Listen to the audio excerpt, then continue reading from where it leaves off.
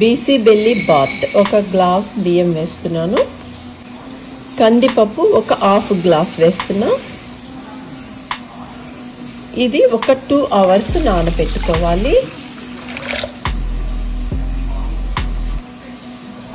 చూడండి, BC bele bath masala వేపుకోవాలి. ముందర కొన్ని ధనియాలు, కొంచెం జీలకర్ర, కొంచెం ఇలాచి, కొన్ని లవంగా, కొంచెం దాల్చిన చెక్క. ఇప్పుడు నేను జీలకర్ర వేస్తున్నాను. ఇవి దోరగా వేపుకోవాలి.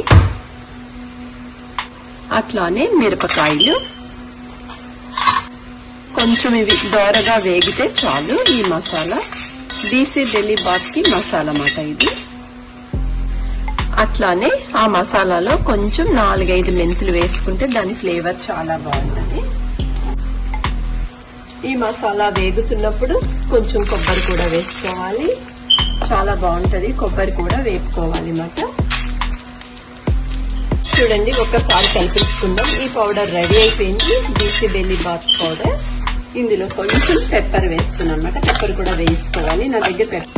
ఇప్పుడు ఒక కుక్కర్ తీసుకొని ఇందాక నేను 2 అవర్స్ బ్యాక్ బియ్యము కందిపప్పు నానబెట్టాను.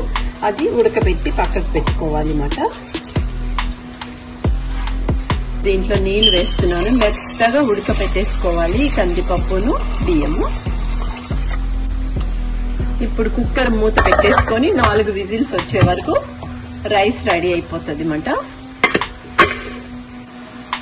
చూడండి, బీసీ బెల్లి బాత్ కి నేను వేస్తున్న వెజిటబుల్స్ బఠానీ వేస్తున్నా, టమాటో వేస్తున్నా, ఆనియన్స్ వేస్తున్నాను, బీన్స్ వేస్తున్నాను, ఆనపకాయ ముక్కలు, పొటాటో ముక్కలు, క్యారెట్, కొన్ని పచ్చిమిరపకాయలు. ఇవన్నీ వేసి కర్రీ చేయాలి. చేసాక మళ్ళీ మీకు బీసీ బెల్లి బాత్ ఎలా చేయాలో చూపిస్తాను. చూడండి, ఇప్పుడు నేను బీసీ బెల్లి బాత్ చేయడానికి ఒక ప్యాన్ తీసుకున్నాను. అందులో 2 గరిటెలు నూనె వేస్తున్నాను. నూనె కాగింది. ఇప్పుడు ఇందులో కరివేపాకు వేస్తున్నాను, కొంచెం జీలకర్ర, కొంచెం ఇంగువ,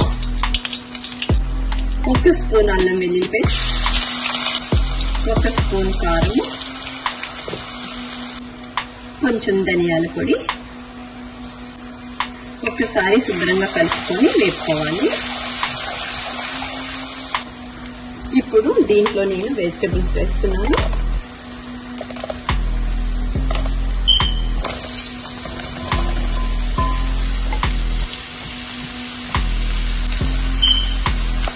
ఇదంతా శుభ్రంగా ఒకసారి కలిపేసుకోవాలి.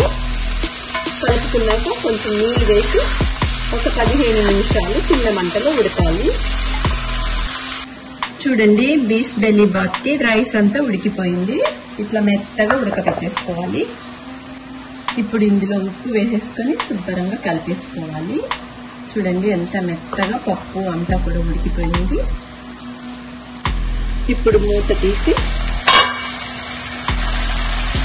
చూడండి ఎంత బాగా మగ్గిపోయాయో. ఇప్పుడు దీంట్లో వాటర్ వేసి ఒక 15 నిమిషాలు ఉడికిపోతే చాలు. మూత పెట్టేస్తున్నాను. ఇప్పుడు మూత తీసి కొంచెం పులుపు ఉండాలి కాబట్టి కొంచెం చింతపండు రసం వేస్తున్నాను. ఒకసారి కలిపేసుకొని ఒక 15 నిమిషాలు బాగా ఉడికాక ఈ వెజిటబుల్స్ అన్ని ఉడికిపోతాయి.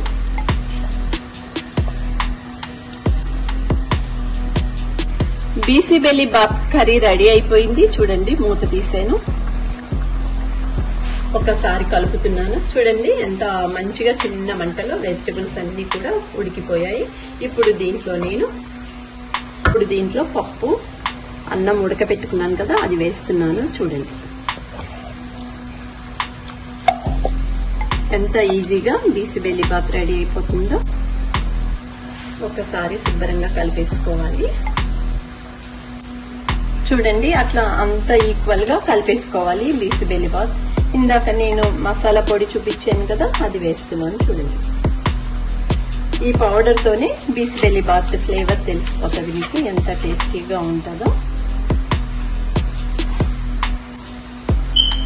ఒకసారి శుభ్రంగా కలిపేసుకుందాం. రుచిగా బీసీ బెల్లి బాత్ రెడీ అయిపోతుంది.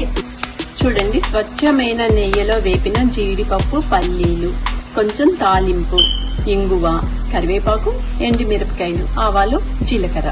ఇప్పుడు దీంట్లో వేస్తున్నాను, చూడండి. రుచి రుచిగా బిసిబెల్లి బాత్ రెడీ. ఒకసారి ఇట్లా కలిపేస్తాం. చూడండి ఎంత బాగుందో.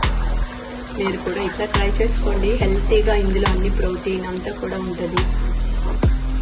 పిల్లలకి ఇట్లా చేసి పెడితే చాలా బాగుంటుంది.